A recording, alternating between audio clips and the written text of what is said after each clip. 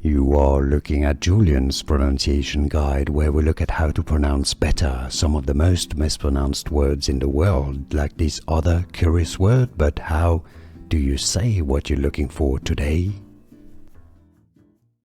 A word from Spanish and Mexican cuisine, of course, as well. For more names from Spanish cuisine, Spanish cooking, Mexico as well, stay tuned. It means meatball, meatballs. Albondigas, albondigas. That's the plural, or albondiga, but generally you have several meatballs, right?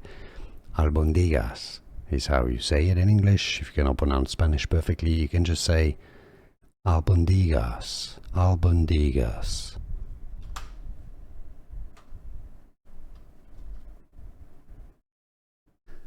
Here are more videos on how to pronounce more confusing words and names too many mispronounced. Like this video if you found it useful. I appreciate your support. I'll see you soon and thanks for watching.